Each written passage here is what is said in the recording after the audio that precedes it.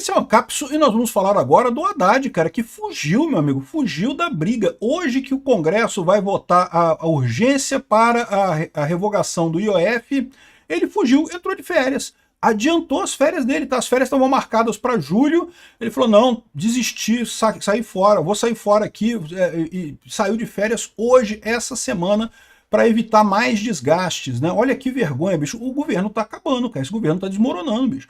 O ministro das Finanças, o ministro da Economia, que é o cara que patrocinou toda essa coisa do IOF, essa lambança do IOF, né? Não tem outro nome para chamar isso. Vocês lembram o que foi, né? O governo Lula está gastando pra caramba, ficou com cobertor curto, não tem onde tirar dinheiro, cortou um monte de gastos, mas também quer botar mais imposto no rabo de todos nós brasileiros, né? Primeiro botou um imposto de IOF só absurdo, aí depois negociou com o Congresso, voltou atrás um pouco, aumentou o IOF também, mas aumentou menos, e botou mais um monte de impostos e um monte de coisa no final das contas, e o governo continua com o problema. Por quê? Porque o Congresso falou que simplesmente não vai aprovar nenhuma coisa nem outra, nem o IOF original, nem essa nova versão que cria um monte de impostos aí, né?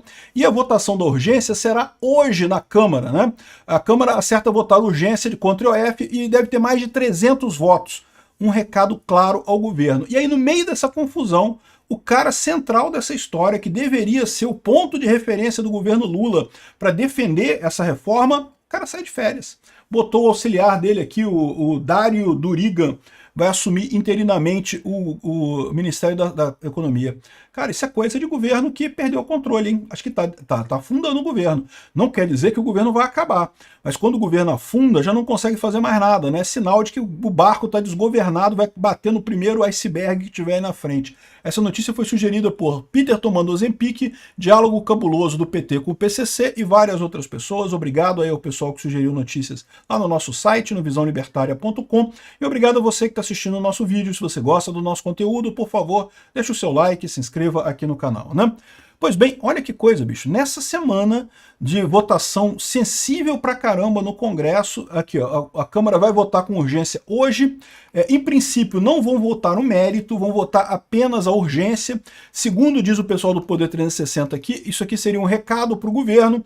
O governo está vendo isso como insatisfação da base pela não liberação de emendas, né?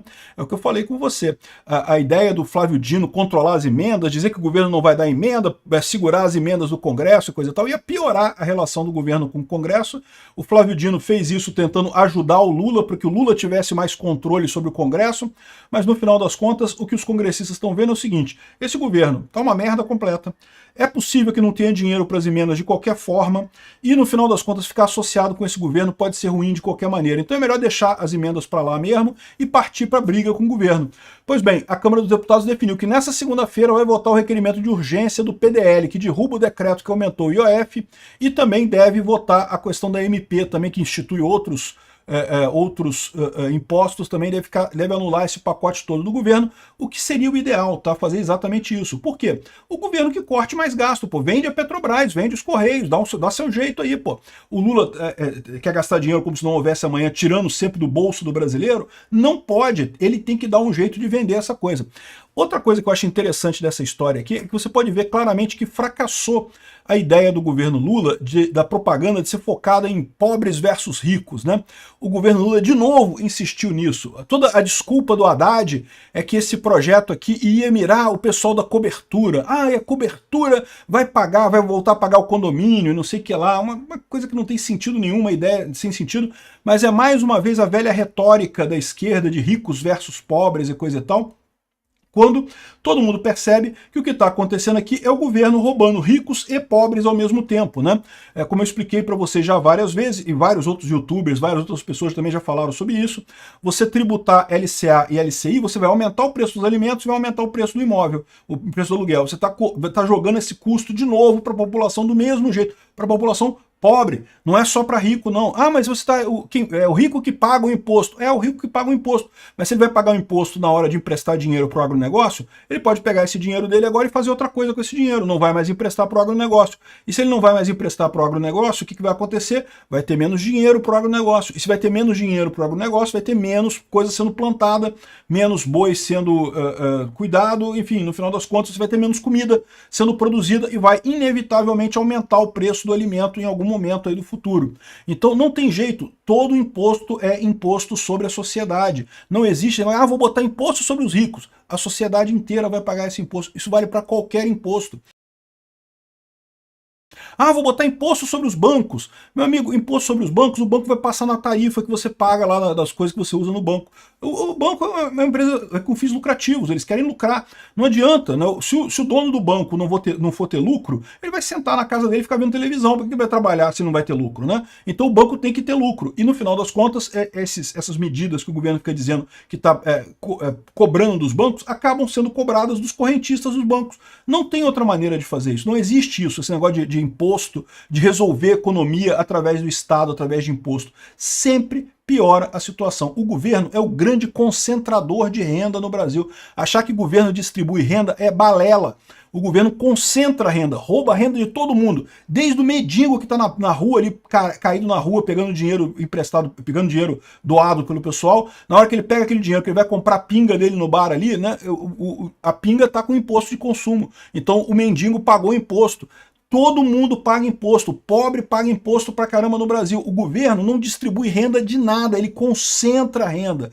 Aí essa renda vai lá pro governo e a maior parte vai para quem? Funcionários públicos, do STF, as lagostas do STF, os gastos nababescos do Congresso e do Executivo, a montanha de amiguinhos sindicalistas do Lula, que o Lula colocou em cargos no governo, um monte de gente sindicalista idiota, pelego, que não sabe fazer porra nenhuma, um monte de cupincha do Lula em um monte de lugar do governo, o dinheiro vai para esse pessoal. Você está concentrando renda, está tirando dos mais pobres e dando para esse pessoal, né? Enfim, isso é um outro sinal. Falhou completamente essa tentativa do governo Lula de usar o chavão do rico versus pobres. Não que nós somos a favor dos pobres e vamos brigar com os ricos para cobrar imposto. Não está colando isso. Todo mundo já percebe que o governo rouba de ricos e pobres. Rouba de todo mundo. O governo não resolve o problema da pobreza ou da riqueza ou de ninguém.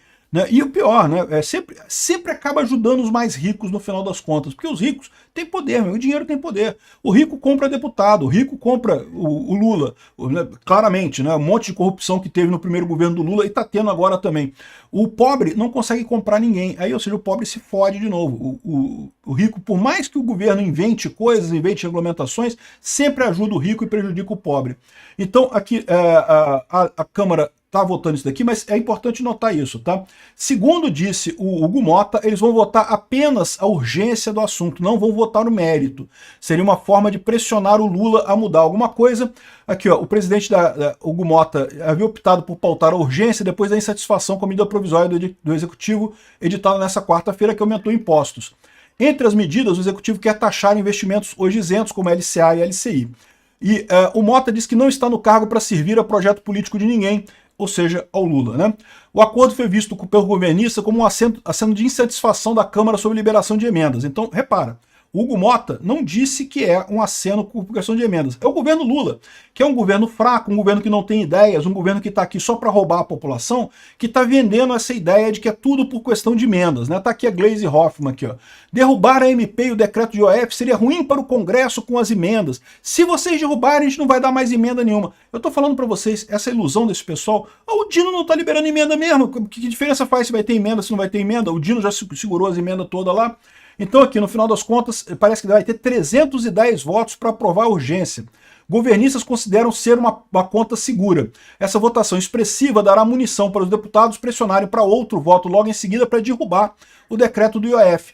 Essa possibilidade é remota, entretanto, mantendo o caráter de recado dos deputados. Ou seja, a gente vai ver, no final das contas, se vai ser as duas coisas juntas, esse é o ponto importante, ou se vai ser só recado dos deputados. Se for só recado dos deputados, existe a possibilidade de realmente eles quererem só mais verbas de emendas. Pode ser.